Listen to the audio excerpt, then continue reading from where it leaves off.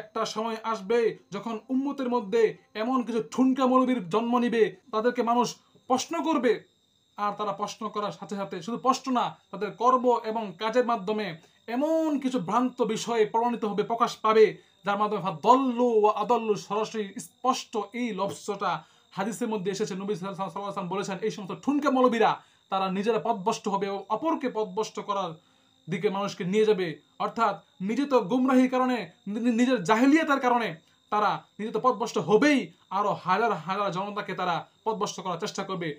বর্তমান সময়ে যারা নাকি হকপন্থী, হক ও হক্কানিয়তের উলামায়ে কেরামকে দালাল বলাল বলতেও দ্বিধাবোধ করে না এবং কওমির জন্য বিস্ফোরা বলতেও দ্বিধাবোধ করে না, এই সমস্ত ঠুনকা মৌলবীরাই নবী আলাইহিস সালাতু ওয়াস সালামের সেই হাদিসের মেজদাক, নবী আলাইহিস সালামের সেই হাদিসের মেজদাক, সেই হাদিসের মেজদাক, সেই হাদিসের মেজদাক।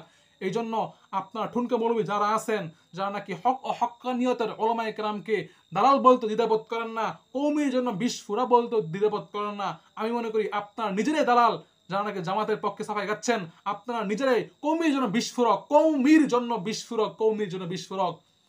এবং অনেকে আমাকে অফার করে যে আপনারা আমার সাথে লাইভে আসুন, লাইভে এসে আমার সাথে কথা বলুন। কি অহংকার তাদের!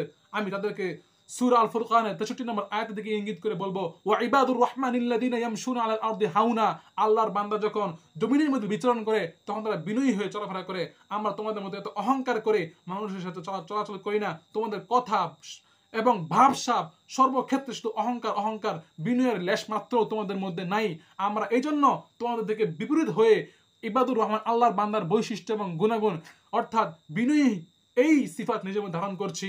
এবং দ্বিতীয় সিফাত আল্লাহ রাব্বুল আলামিন বলেছেন, ওয়াইদা খাতাবাহুমুল জাহিলুন ক্বালু সালামা, এবং যখন তাদের সাথে কোনো মূর্খরা কথা বলে তখন তারা তর্কে লিপ্ত হয় না, তখন তারা শান্তিপূর্ণ কথা বলে।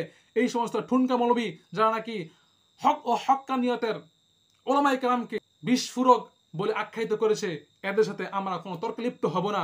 যারা নাকি আমাদেরকে লাইভের মধ্যে ডাকে, এদের মধ্যে আমরা তর্কে লিপ্ত হব না। আমরা তাদের সাথে শান্তিপূর্ণ কথা বলবো, তাদের সাথে আমরা দলিল ভিত্তিক কথা বলবো। কোনো লাইভ বা অন্য কোনো ক্ষেত্রে যেখানে গেলে তর্ক বিতর্ক হবে, বাহাস মুবাহাসা হবে, মনতা লিপ্ত হয়ে এটা ফিতনা ফাসাদ সৃষ্টি হবে, এই সমস্ত ঠুনকা মৌলবীদের সাথে বসতে আমরা রাজি নাই। কারণ আল্লাহ রাব্বুল আলামিন বলেছেন, ওয়াইদা খাতাবাহুমুল জাহিলুনা ক্বালু সালামা, যখন আল্লাহর বান্দারা কোনো মূর্খের সাথে কথা বলে তখন তারা তাদের সাথে তর্কে লিপ্ত হয় না, তা শান্তিপূর্ণ কথা বলে। এই জন্য এই সমস্ত ঠুনকা মৌলবীদের সাথে আমরা বসে তর্কে লিপ্ত হতে চাই না। আমরা তাদের সাথে শান্তিপূর্ণ কথা বলে আমাদের বিষয়টা সমাধান করতে চাই। আল্লাহ রাব্বুল আলামিন এই সমস্ত উম্মতের ঠুনকা মৌলবী যারা দল্লু ও আদল্লু এর মেজদাক, নিজেরা পথভ্রষ্ট হচ্ছে কমেন্টের মধ্যে এই সমস্ত বাজে মন্তব্য করার দ্বারা এবং অপরকে পথভ্রষ্ট করছে,